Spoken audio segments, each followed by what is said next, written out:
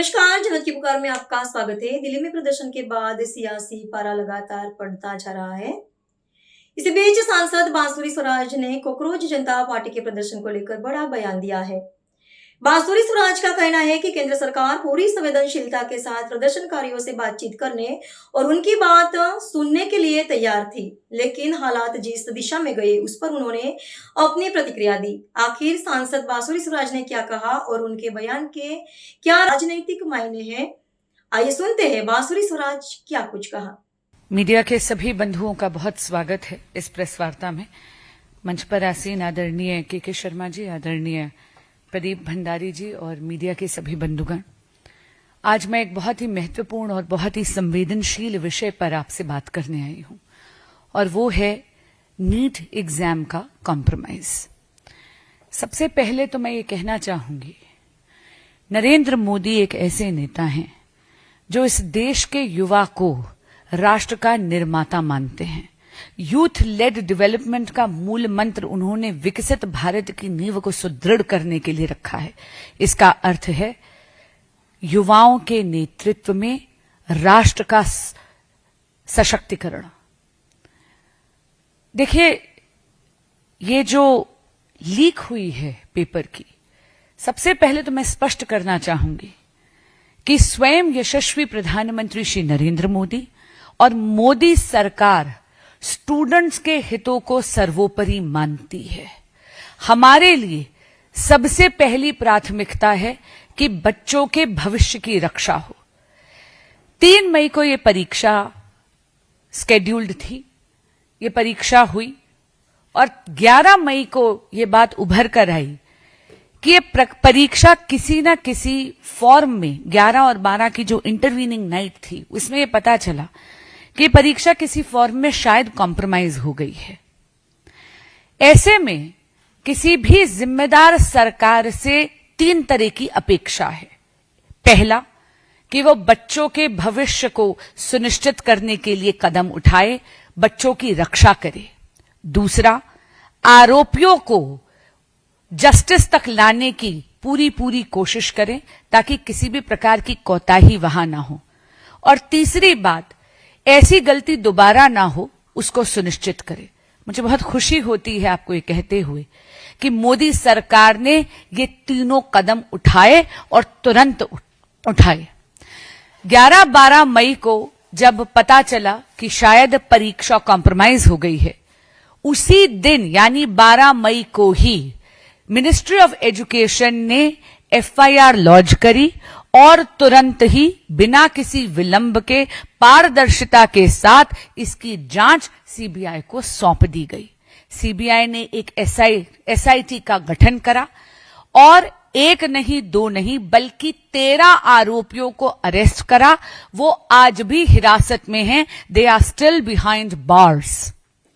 इसी के साथ साथ मैं आपको आश्वासन देना चाहती हूं कि मोदी सरकार ने बहुत ही जिम्मेदाराना रवैया निभाते हुए कोर्ट से यह भी प्रार्थना करी है कि इसका trial day to day basis पे सुनवाई हो उसकी, और आरोपियों को कड़ी से कड़ी सजा भी हो और जल्द से जल्द सजा हो ताकि स्टूडेंट्स को न्याय मिल पाए। दूसरी बात, बच्चों का भविष्य सुरक्षित करने के लिए तुरंत नीट का री एग्जामिनेशन करना बहुत ज्यादा जरूरी था। आप सब जानते हैं कि नीट जैसा एग्जाम जिसमें 20 से 22 लाख कैंडिडेट्स अपीयर होते हैं, उसकी तैयारी में 6 महीने लगते हैं। लेकिन आपको मैं आश्वस्त करना चाहती हूं, मात्र 37 डेज में नीट का री एग्जामिनेशन किया गया और रिजल्ट भी मात्र 25 दिन में आप सभी के सामने ला खड़ा कर दिया गया। जो री एग्जामिनेशन हुई उसमें टेक्नोलॉजी को लेवरेज करा गया ताकि कहीं पर भी अगर किसी भी प्रकार का लूप होल हो उसको कर्ब किया जाए, उसको प्लग इन किया जाए। 20 लाख कैंडिडेट्स ने नीट का री एग्जामिनेशन 21 जून को लिया। इसमें 11.21 लाख यानी 11 लाख से ज्यादा स्टूडेंट्स क्वालिफाई करे। और आपको बताते हुए इस बात की मुझे संतोष भी है और खुशी भी है, 58% कैंडिडेट्स जो क्वालिफाई करे वो महिलाएं थीं। इस देश की बेटियों ने अपना परचम लहराया। एक आरोप कहा जा रहा है कि इस देश में एजुकेशन सिस्टम कोलैप्स कर गया है। ये बिल्कुल असत्य है, झूठ है। मैं आपको दो बातें कहकर इसको प्रूव करना चाहूंगी। सबसे पहली बात, इस प्रकार की लीकेज अगली बार ना हो, इस प्रकार का कॉम्प्रोमाइज अगली बार ना हो, इसलिए पूरे अथक प्रयास कर रही है सरकार ये सुनिश्चित करने के लिए कि नीट का एग्जाम अगली बार computer based technology and computer based testing की तरफ बढ़े।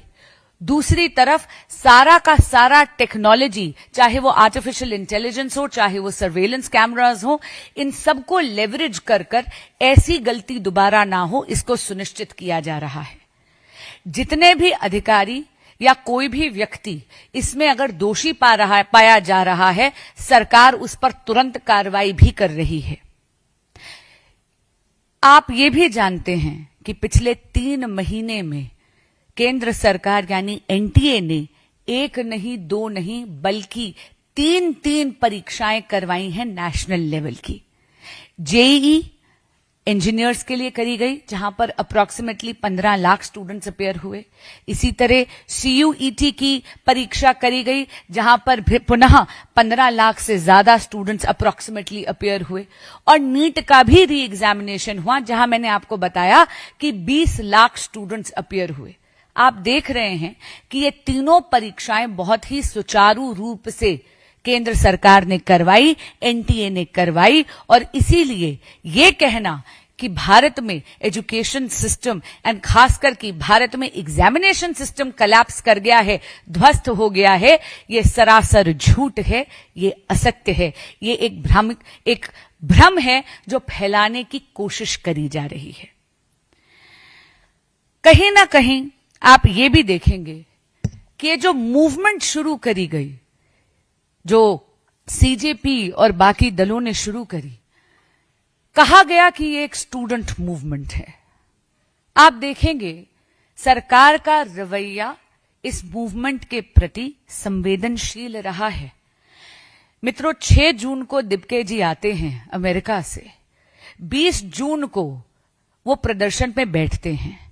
6 जून को जब वो आए तो दिल्ली पुलिस ने उनको परमिशन एयरपोर्ट पर ही दे दी।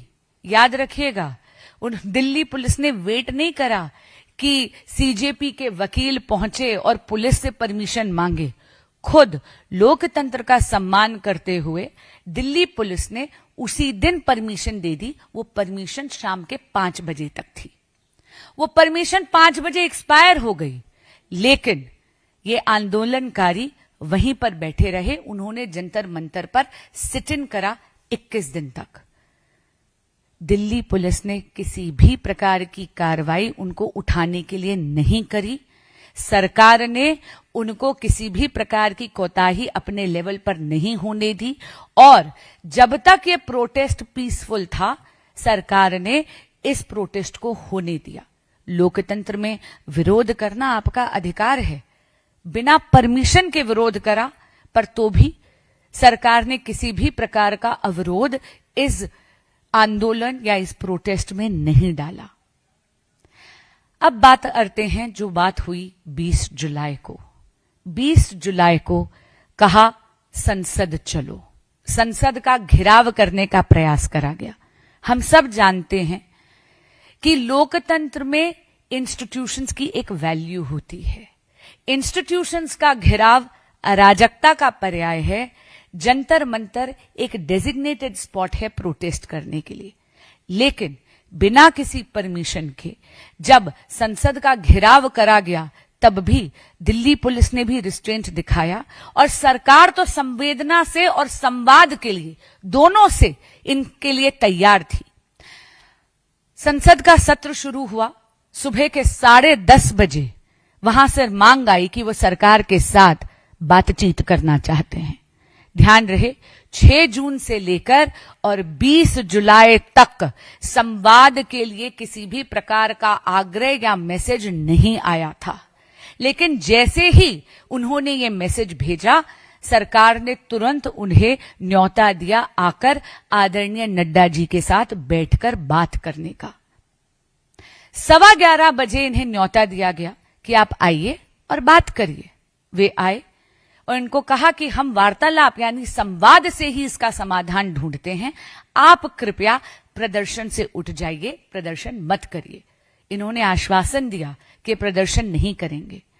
हैरान कर देने वाली बात यह है कि जब ये नड्डा जी के पास पहुंचे और सरकार ने बोला कि आपकी क्या डिमांड्स हैं, आप लिखित में ज्ञापन दीजिए, तो ये लिखित में किसी भी प्रकार का ज्ञापन लेकर नहीं आए थे।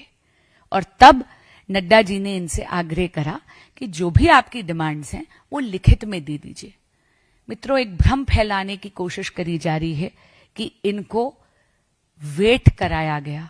मैं आपको ये स्पष्टता से कहना चाहूंगी, ऐसा बिल्कुल नहीं था। 2.5 घंटे प्रदर्शनकारियों के प्रतिनिधि मंडल ने लगा दिए लिखित डिमांड्स बनाने के लिए। सरकार तो प्रतीक्षा कर रही थी। सरकार संवेदनशीलता से, मैं दोबारा कह रही हूं, संवेदनशीलता से इस प्रोटेस्ट से डील करने के लिए तैयार है और संवाद से ही समाधान निकलेगा। ये बात मोदी सरकार का नारा नहीं, ये मोदी सरकार की नीति है। उसके बाद जब ये लिखित में डिमांड्स लेकर आए, इनसे पुनः आग्रह करा गया कि आप कृपया प्रदर्शन मत करिए। इन्होंने आश्वासन दिया कि ये नहीं करेंगे, पर ये मुकर गए। हैरान कर देने वाली बात है कि इन्होंने जब प्रदर्शन शुरू हुआ तो 1 नहीं 2 नहीं अनगिनत तरह के फॉल्स नैरेटिव शुरू कर दिए। इन्होंने अलग अलग प्रकार की फेक न्यूज फैलाने की कोशिश करी। मैं चंद उदाहरण आपके समक्ष रखना चाहती हूं। सोशल मीडिया पे यह भ्रम फैलाया गया कि वांगचुक जी की जो धर्मपत्नी है माननीय गीतांजलि जी, कि उनके साथ दुर्व्यवहार हुआ, उनके बालों को पकड़कर उनको घसीटा गया। फैक्ट चेक करा गया, ये बात असत्य है, झूठ है। गीतांजलि जी के साथ ऐसा कोई दुर्व्यवहार नहीं हुआ। दूसरी बात, एक और भ्रम फैलाने की कोशिश करी गई कि दिपके जी अरेस्ट कर लिए गए हैं। उसके बाद फैक्ट चेक करा गया, ये बात भी सरासर झूठ निकली। दिबके जी कभी अरेस्ट नहीं करे गए, बल्कि वो तो स्वयं जाके ट्रक में बैठ गए थे और खुद इन्हीं के प्रतिनिधि मंडल को सोशल मीडिया से अपना वो पोस्ट रिट्रैक्ट करना पड़ा। तीसरी बात, ये कहा गया कि एक 12 वर्ष की बच्ची को चोट लगी है, कि उसको हेड इंजरी हुई है। ये भी सरासर असत्य निकला, झूठ निकला। एक तरीके से एक फॉल्स नैरेटिव सोशल मीडिया पे एक सोची समझी शायद साजिश के तहत चलाने का एक प्रयास करा जा रहा था कि वो आंदोलनकारियों को भड़काएं। यही नहीं, ये भी कह दिया गया कि स्टेज हटा दिया गया है। फैक्ट चेक करा गया, स्टेज बिल्कुल भी नहीं हटाया गया है। हम सब ने मीडिया की वो रिपोर्ट्स देखी हैं। 118 पुलिस कर्मियों को चोट लगी है। आपके माध्यम से मैं ये कहना चाहती हूं कि पुलिस कर्मियों को जिनको चोट लगी है वो भी आंदोलनकारियों की तरह ही इस देश के बेटे और बेटियां हैं, इसी मां भारती की संतान हैं। हमें उनके प्रति भी वही संवेदना रखनी है जो कि आंदोलनकारियों के प्रति रखनी है। और इसीलिए दिल्ली पुलिस ने अब एक जांच बिठाई है। किसी भी प्रकार की यदि कोई इंसिडेंट हुआ है उस पर दिल्ली पुलिस और सरकार उसको संज्ञान ले रही है और जांच कर रही है। यही नहीं, उन्होंने तो लोगों को यह भी कहा है कि अगर आपके पास कोई वीडियो है या किसी प्रकार की एविडेंस है, कृपया दिल्ली पुलिस को आप दीजिए। पर हैरान कर देने वाली बात यह है मित्रों कि एक तरफ तो यह कहा गया कि ये स्टूडेंट्स की मूवमेंट है, लेकिन आप देख रहे हैं कि किस तरह इस मूवमेंट पे राजनीतिकरण हो रहा है। राजनीतिक रोटियां सेकने का एक काम कर रही हैं विपक्षी दल, और विपक्षी दल भी संगठित नहीं है। आपने कल देखा कि किस तरह माननीय नेता प्रतिपक्ष राहुल गांधी जी जाकर जंतर मंतर में नहीं बल्कि प्रधानमंत्री जी के आवास का घेराव कर कर बैठ गए। हम सब जानते हैं कि प्रधानमंत्री जी का जो आवास है वो बहुत ही हाई सिक्योरिटी पॉइंट है। राहुल जी को तो स्वयं ये बात पता होनी चाहिए। अरे भाई, प्रधानमंत्री आवास में तो उनका खुद का बचपन बीता है, इन बातों से वो तो अनभिज्ञ नहीं है। उन्होंने ये कहा कि यदि सरकार सदन में चर्चा करने के लिए तैयार है तो हम उठ जाएंगे। आपने देखा कि तुरंत, क्योंकि संवाद से समाधान मोदी सरकार की नीति है, माननीय केंद्रीय राज्य मंत्री जितेंद्र सिंह जी वहां पर पहुंचे और उन्होंने राहुल जी से संवाद करने का प्रयास करा, लेकिन नेता प्रतिपक्ष अपनी बात से मुकर गए। आज 193 का नोटिस दिया गया है पार्लियामेंट में। मैंने भी नोटिस दिया है कि नीट एग्जामिनेशन पे एक खुले तरीके से एक चर्चा हो, सदन में जो भी बातें हैं वो देश के माध्यम से रखी जाएं, क्योंकि मोदी सरकार के पास छुपाने के लिए कुछ नहीं है। हम तो कमिटेड हैं, प्रतिबद्ध हैं स्टूडेंट वेलफेयर के लिए, और हम इस देश के बच्चों को जवाबदेही के लिए तैयार हैं। लेकिन ऐसा लगता है कि विपक्ष अपने उत्तरदायित्व से भी मुंह मोड़ रहा है। आप देख रहे हैं कि चर्चा का नोटिस 193 में ट्रेजरी बेंच के एमपीज ने दिया, विपक्ष ने कभी ये चर्चा नहीं मांगी। कल भी जब सदन में खड़े हुए नेता प्रतिपक्ष, कोई फॉर्मल नोटिस उन्होंने नहीं दिया, बस मुंह जबानी एक आग्रह कर दिया, एक स्लिप पे एक लाइन, एक सेंटेंस लिख के दे दी। संसद नियमों से चलता है, संसद किसी की विम्स एंड फैंसीज से नहीं चलता। इसीलिए कल आप जानते हैं, क्योंकि सेंसिटिव एरिया है, वहां से राहुल जी से आग्रह कर कर उन्हें वहां से हट जाने के लिए बोला गया।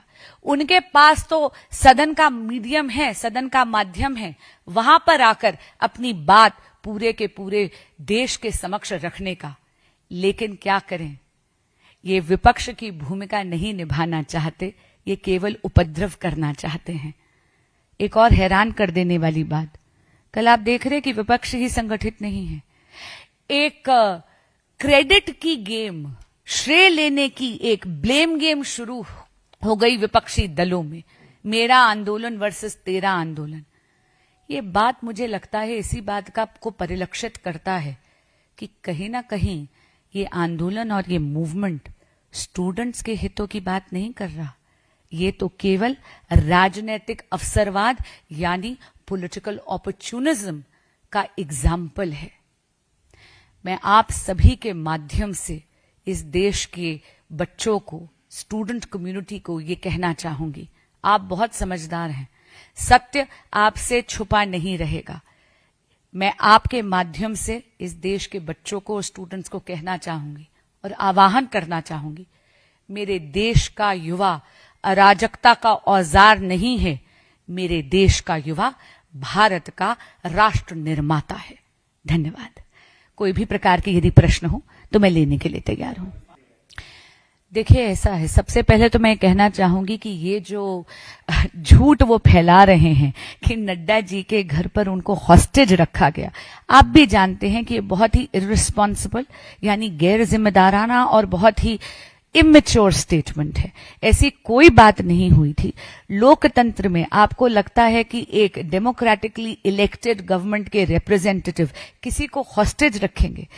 देखिए, ये कुछ नहीं है, सोशल मीडिया पे ट्रैक्शन के लिए एक भ्रम फैलाया जा रहा है। मैं पुनः आपसे कह रही हूं, बिना किसी रिटर्न ज्ञापन के ये मिलने चले आए। 10:30 बजे जब इन्होंने मांग रखी, 11:15 बजे का इन्हें समय दे दिया गया, सरकार तुरंत इनसे संवाद करने के लिए तैयार हो गई। यहां तक कि आप देख रहे हैं कि नड्डा जी तो अस्पताल जाकर जितने भी वहां पर लोग भर्ती हैं, स्वयं वांगचुक जी का भी हालचाल पूछकर आए हैं। और नड्डा जी इस देश के केंद्रीय स्वास्थ्य मंत्री हैं। 193 के तहत ट्रेजरी बेंच यानी सरकारी पक्ष के ही एमपीज ने नीट के एग्जाम पे चर्चा मांग ली है और मैं भी उस नोटिस की सिग्नेटरी हूं। मैं आपको बता देती हूं, विपक्ष यदि चाहता तो चर्चा मांग सकता था, लेकिन विपक्ष अपने उत्तरदायित्व से भाग रहा है। वो केवल और केवल उपद्रव करना चाहता है, लेकिन ये देश संविधान से चलता है, शोर शराबे से नहीं चलता। और आज जो माननीय मंत्री किरण रिजिजू ने सदन के पटल पर आवाहन करा है विपक्षी दलों का, मैं आपके माध्यम से पुनः उनसे करबद्ध प्रार्थना करती हूं, राजनीतिकरण मत करिए, पॉलिटिसाइजेशन मत करिए। आइए सदन पर एक फ्री एंड फ्रैंक चर्चा करते हैं, जहां इस देश के स्टूडेंट्स के हित की बात करते हैं। आपका जो प्रश्न था, देखिए आप बिल्कुल सही कह रहे हैं। माननीय नेता प्रतिपक्ष राहुल गांधी जी पॉलिटिक्स के वेटरन हैं। वे स्वयं प्रधानमंत्री आवास में रह चुके हैं, उनका पूरा बचपन प्रधानमंत्री आवास में गया है। वो जानते हैं कि ये high security targeted high security area है, प्रदर्शन का ये स्थान नहीं है। और जैसा मैंने कहा, सारे के सारे संवैधानिक टूल्स, सारे के सारे प्रैक्टिस एंड प्रोसीजर जो पार्लियामेंट के हैं वो उनके पास हैं। अभी तो सदन चल रहा है, चर्चा क्यों नहीं मांगी? उन्होंने तो केवल एक बहानेबाजी करी उपद्रव करने का, और वो जो घेराव करने के लिए बैठे हैं, ये कुछ नहीं है, सोशल मीडिया पे ट्रैक्शन की एक मुहिम है। लेकिन आपके माध्यम से मैं देश के नेता प्रतिपक्ष से भी ये आग्रह करना चाहूंगी, राजनीतिकरण ना करके स्टूडेंट्स के हित को सर्वोपरि रखिए। आइए सदन में चर्चा करते हैं। आप खुले मन से जो जो बोलना चाहते हैं वो बोलिए, सरकार से सवाल पूछिए, सरकार तो अपनी जवाबदेही के लिए तैयार है। आप अपनी जिम्मेदारी से क्यों भाग रहे हैं?